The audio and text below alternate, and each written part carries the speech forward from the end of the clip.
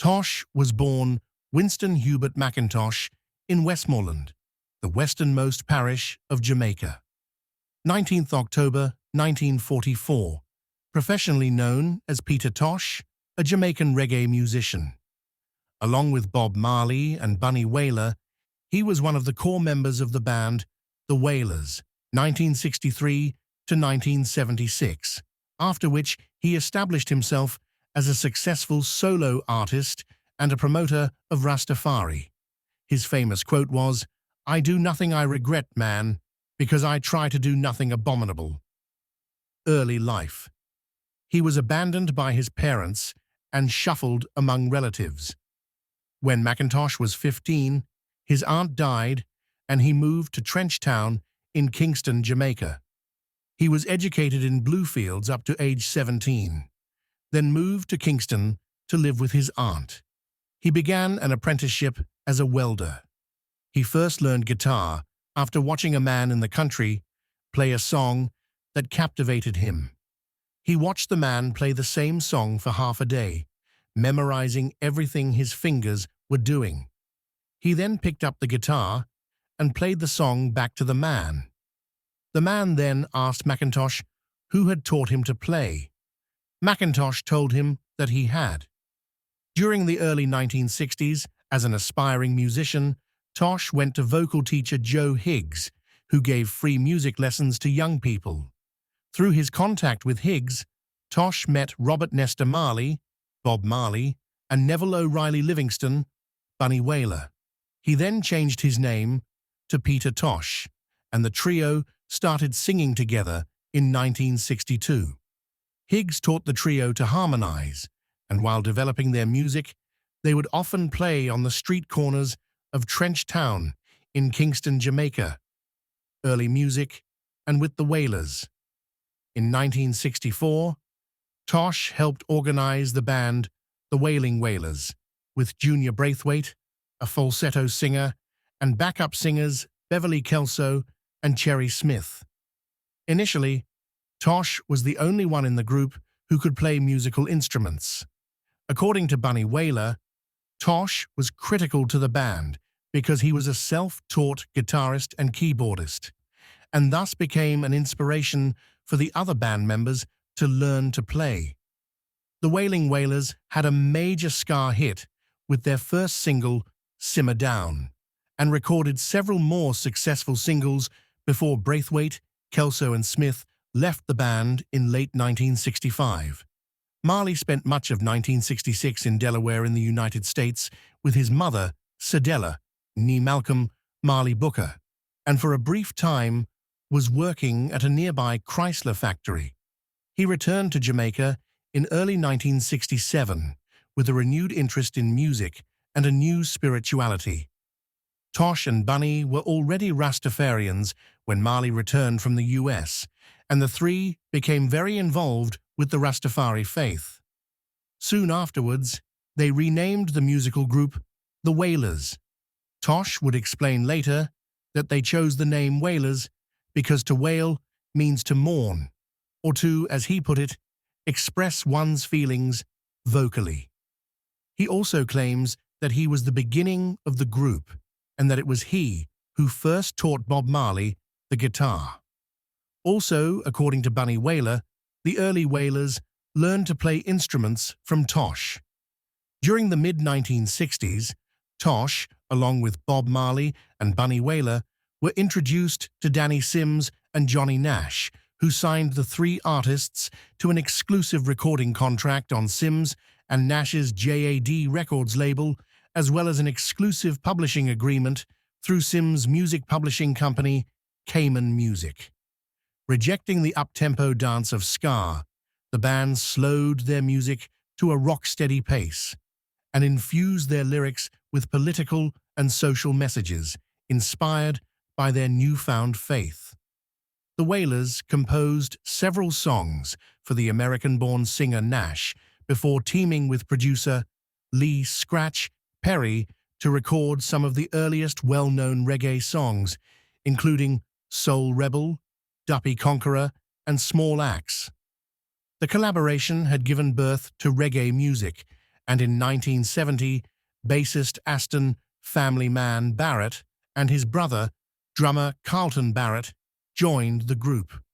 They recorded the album The Best of the Wailers, which was produced by Leslie Kong and released in 1971. In 1973, Tosh was driving home with his girlfriend Yvonne when his car was hit by another car driving on the wrong side of the road. The accident killed Yvonne and severely fractured Tosh's skull. After Island Records president Chris Blackwell refused to issue his solo album in 1974, Tosh and Bunny Wailer left the Wailers, citing the unfair treatment they received from Blackwell, to whom Tosh often referred with a derogatory play on Blackwell's surname, Whitewurst. Tosh had written many of the Wailers' hit songs such as Get Up, Stand Up, 400 Years, and No Sympathy. Tosh began recording and released his solo debut, Legalize It, in 1976 with CBS Records Company and Treasure Isle. The title track soon became popular among endorsers of cannabis legalization, reggae music lovers, and Rastafari all over the world, and was a favorite at Tosh's concerts. That was his last album from the Wailers, Island Records. In 2013, a book co-written by French scholar Dr. Jeremy Krubo-Dagnini and American Lee Jaffe, his former associate, says Tosh was part of a smuggling operation that raised money to fund this album. Solo career. Tosh started to make his own albums with Rolling Stones Records and CBS Records Equal Rights, followed in 1977, featuring his recording of a song co-written with Marley, Get Up, Stand Up, and a cover of Stepping Razor that would also appear on the soundtrack to the film Rockers. Tosh organized a backing band, Word, Sound, and Power, who were to accompany him on tour for the next few years, and many of whom performed on his albums of this period. In 1978, the Rolling Stones record label, Rolling Stones Records, contracted with Tosh, on which the album Bush Doctor was released, introducing Tosh to a larger audience. The album featured Rolling Stones, frontmen Mick Jagger and Keith Richards, and the lead single, a cover version of the Temptations song Don't Look Back, was performed as a duet with Jagger. Mystic Man, 1979, and Wanted Dread, and Alive, 1981, followed, both released on Rolling Stones Records. Tosh tried to gain some mainstream success while keeping his militant views, but was only moderately successful, especially when compared to Marley's achievements. Tosh also participated in the international opposition to South African apartheid by appearing at anti-apartheid concerts and by conveying his opinion in various songs like Apartheid, 1977, re-recorded 1987, Equal Rights, 1977, Fight On, 1979, and Not Gonna Give It Up, 1983. In 1987, Peter Tosh seemed to be having a career revival. He was awarded a Grammy Award for Best Reggae Performance in 1987 for No Nuclear War, his last record. Death. On 11 September 1987, just after Tosh had returned to his home in Jamaica, a three-man gang came to his house on motorcycles, demanding money. Tosh replied that he did not have any with him, but the gang did not believe him.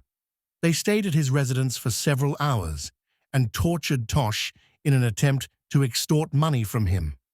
Over the hours, as various associates of Tosh arrived to visit him, they were also taken hostage by the gunmen. The gunmen became more and more frustrated.